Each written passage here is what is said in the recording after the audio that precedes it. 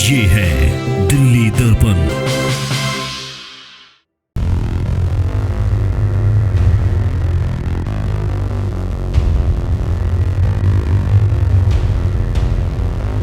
आम आदमी पार्टी को ये लगता है कि आने वाले दिनों के अंदर अगर स्टैंडिंग कमेटी का चुनाव होता है और वार्ड समितियों का चुनाव होता है तो उसमें भारतीय जनता पार्टी विजयी रहेगी।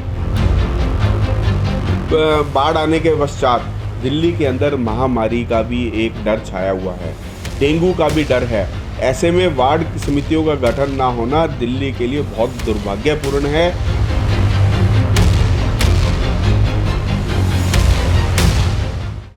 नमस्कार, दिल्ली दर्पण टीवी देख रहे हैं। आज एमसीडी चुनाव को आज हुए लगभग 7 महीना हो चुका। मौजूदा मेयर शैली ओबराय तूफ़ानी दौरा कर रही हैं, जगह जगह कई तरह के आदेश दे रहे हैं, कई तरह के काम वो कर रहे हैं प्री अप्रूवल के साथ। लेकिन स्टैंडिंग कमेटी न होने की वजह से जो बड़े बड़े विकास कार्य हैं वो बिल्कुल रुके पड़े हैं। क्या स्टेटस है स्टैंडिंग कमेटी का, कहाँ पेच फंसा है, क्यों अब तक स्टैंडिंग कमेटी नहीं बन पा रही है, क्या एल्डरमैन का जो मामला है वो एक बड़ा रोड़ा बना हुआ है। इस सब पर बात करने के लिए हमारे पास योगेश वर्मा जी मौजूद हैं, स्थानीय निगम पार्षद और साथ ही साथ कई बड़ी महत्वपूर्ण जिम्मेदारियां एमसीडी में वो निभा चुके हैं, काफ़ी अनुभवी हैं। तो योगेश जी, सबसे पहले, हालांकि ये सवाल आपसे बनता नहीं है, ये स्टैंडिंग कमेटी, ये कोर्ट का फैसला जो रिजर्व हो रहा है, क्या लगता है क्यों इतना देर हो रहा है? डायरेक्ट बेशक आप इस पर नहीं बोल सकते, लेकिन क्योंकि वकील हैं एक राय तो रख ही सकते हैं। देखिए, राय नहीं, मैं आपको बड़ा सटीक सा जवाब दूंगा कि आज अगर आम आदमी पार्टी एल्डरमैन के चुनाव के खिलाफ अगर सुप्रीम कोर्ट में गई है तो उन्होंने वहाँ पर स्टे मांगा था, लेकिन माननीय उच्चतम न्यायालय ने उसके ऊपर किसी प्रकार का कोई स्टे नहीं दिया और उसके बाद में जो है सुनवाई के बाद उन्होंने ऑर्डर रिजर्व कर लिया। अब चूंकि आम आदमी पार्टी को ये लगता है कि आने वाले दिनों के अंदर अगर स्टैंडिंग कमेटी का चुनाव होता है और वार्ड समितियों का चुनाव होता है तो उसमें भारतीय जनता पार्टी विजयी रहेगी, क्योंकि टोटल जो है 12 जो है निगम के वार्ड बनते हैं। उन 12 निगमों के अंदर, वार्डों के अंदर 7 निगमों में वार्डों के अंदर भारतीय जनता पार्टी जीत सकती है, ऐसा संख्या के आधार पर। अब ऐसे में उन्हें लगता है कि हम लोग अगर इसका गठन नहीं करेंगे तो इसी प्रकार से निगम को चलाना चाहते हैं। उनके पीछे उनकी राजनीतिक मंशा जो है गलत है, वो नहीं चाहते कि दिल्ली का विकास हो। केजरीवाल जी नहीं चाहते दिल्ली का विकास हो, क्योंकि अगर मेयर के यहाँ पर काम शुरू होता है तो केजरीवाल के दरबार भी खाली हो जाएंगे।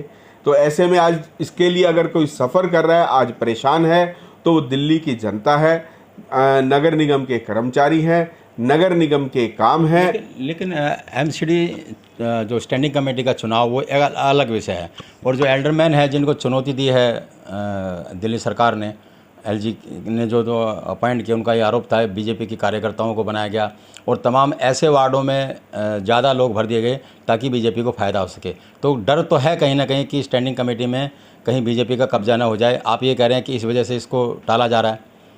देखिए, इसके अंदर हमेशा से एल्डरमैन के चुनाव होते रहे और इसमें किसी प्रकार की भी कोई भी गलती नहीं है, इसीलिए तो सुप्रीम कोर्ट ने उसके अंदर आपने देखा कोई स्टे नहीं दिया।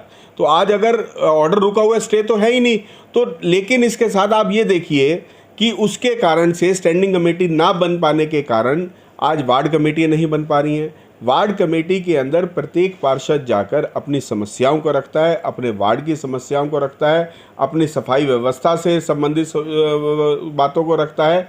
और इस प्रकार से जिस तरह आपने देखा कि आज बाढ़ आने के पश्चात दिल्ली के अंदर महामारी का भी एक डर छाया हुआ है, डेंगू का भी डर है। ऐसे में वार्ड समितियों का गठन ना होना दिल्ली के लिए बहुत दुर्भाग्यपूर्ण है, क्योंकि जब जनप्रतिनिधि निर्वाचित हो चुके हैं, 7 महीने हो गए, आज निरंकुश होकर सभी अधिकारी काम कर रहे हैं। वो ना तो निगम पार्षदों की बात सुनते हैं, ना जनता की बात सुनते हैं, वो अपनी मर्जी से काम कर रहे हैं, क्योंकि वार्ड समितियों का गठन नहीं हुआ। जब वार्ड समितियों का गठन होगा तो हम इन सब चीज़ों के ऊपर चर्चा भी करेंगे, नज़र भी रखेंगे। तो ऐसे में दोहरी मार पड़ रही है दिल्ली को। आज उनकी राजनीतिक अपनी मंशा को पूरी करने के लिए, अगर मैं कहूँ कि इसके अंदर बहुत बड़ा भ्रष्टाचार हो रहा है।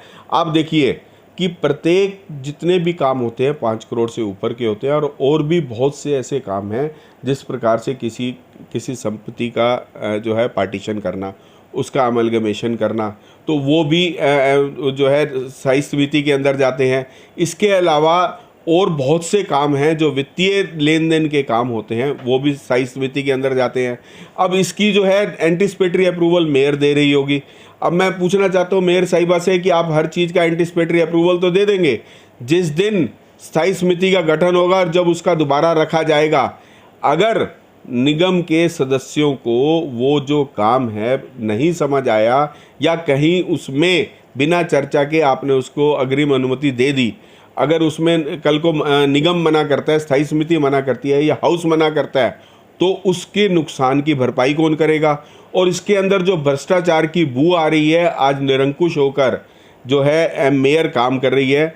मेयर चाहती है कि मेरे अकेले के साइन से काम होता जाए, लेकिन इन सब की आड़ में अधिकारी भी उसका फ़ायदा उठा रहे हैं, क्योंकि बिना चर्चा के वो आते हैं, एंटिसिपेटरी अप्रूवल लेके मेयर से चले जाते हैं, जिसके कारण बहुत से काम तो ऐसे रुके हुए और जिसके कारण जो हो पा रहे हैं उनके ऊपर बिना चर्चा के काम हो रहे हैं। ऐसे में भ्रष्टाचार की भी पूरी उम्मीद है, और उसके साथ साथ ऐसा भी उम्मीद है कि जो सब स्टैंडर्ड के काम होंगे जिसके ऊपर अपना निर्वाचित प्रतिनिधि अपनी बात नहीं रख पाएगा, तो उसका नुकसान भी जनता को होगा। देखिए, इतनी इम्पोर्टेंट बात है, दिल्ली के तमाम विकास कार्य ठप पड़े हैं, भ्रष्टाचार की संभावनाएं हैं, कमेटियों का गठन नहीं हो पा रहा है, जनता के काम नहीं हो पा रहे हैं। जब इतनी इम्पोर्टेंट ये समिति है तो कोर्ट में आप भी जा सकते हैं कि जल्द से जल्द इस पर फैसला करें, और ताकि जो स्थायी समिति है उसके बनने का रास्ता साफ हो। देखिए, आज सत्ता के अंदर आम आदमी पार्टी है, केस भी उन्हीं का फाइल किया हुआ है। जब ऑर्डर रिजर्व हो जाता है तो कोर्ट के अंदर जो पार्टी जिसने सूट फाइल किया है उसको जाना चाहिए। अदरवाइज मैं कहता हूं कि उसकी ज़रूरत भी नहीं है ऑर्डर के लिए। आप लोगों को सिंपल सी बात है, आपको पहले तो वार्ड कमेटियों का गठन करना है। मेरा इतना कहना है, देखिए, पहले कोई भी प्रोसेस होता है, अगर स्थायी समिति भी बनेगी तो उससे पहले वार्ड कमेटियों का गठन होना बहुत ज़रूरी है। तो पहले आप वार्ड कमेटियों का गठन तो कीजिए। वार्ड कमेटियों में के गठन में भी एक मेंबर स्थायी समिति के लिए भी चुना जाता है, तो कहीं ना कहीं एल्डरमैन भी उस निर्णय को प्रभावित कर सकते हैं, वार्ड कमेटी के चुनाव को प्रभावित कर सकते हैं। शायद इसका इंतजार हो रहा हो। देखिए, ऐसा है, वो तो अपनी परछाई से भी डर रहे हैं, उनको अपने लोगों पे भी विश्वास नहीं है। मैं अगर आपको कहूँ कि आज बहुत बड़ी ऐसी बातें हो रही हैं निगम के अंदर जो आज तक नहीं हुई। आज मेयर के साथ में 2 व्यक्ति 24 घंटे बैठे रहते हैं जिनका निगम से कोई संबंध नहीं है, वो सभी फाइलों को देख रहे हैं। इसी प्रकार से कोई भी काम करते हैं उन सबको लीक होने की भी ऐसी हमें उम्मीद है। तो ऐसे में आप इतने बड़ी काम हो रहे हैं, आज केजरीवाल को अपने निगम पार्षदों पे विश्वास नहीं है, इसीलिए उन लोगों ने दुर्गेश पाठक आकर निगम को चला रहे हैं, वहाँ के एमएलए आकर निगम को चलाते हैं, लेकिन मेयर को कोई पावर नहीं है कि वो निगम के अंदर कोई निर्णय ले सके। तो ऐसे में तो केवल दुर्गेश पाठक या आतिशी आकर ही सभी अधिकारियों की मीटिंग लेते हैं, और उसके साथ साथ जो उनको व्हाट्सएप पर जो मैसेज आता है वही काम वो कर रहे हैं। इसके अलावा निगम की और जनता की सुविधा, जन कल्याण के लिए कोई काम नहीं हो रहा। आप तो कह रहे हैं कि मेयर तो मोहरा है बस। बिल्कुल रबड़ स्टैंप की तरह काम कर रही है। आप कभी भी हाउस चले तो उनका ज़्यादा ध्यान तो व्हाट्सएप पर रहता है।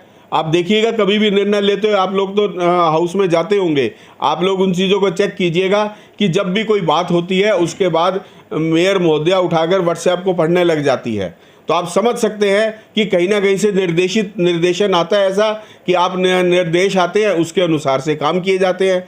नहीं तो जब मेयर बैठा है तो उसको हाउस को चलाने के लिए अपने विवेक के अनुसार काम लेना चाहिए।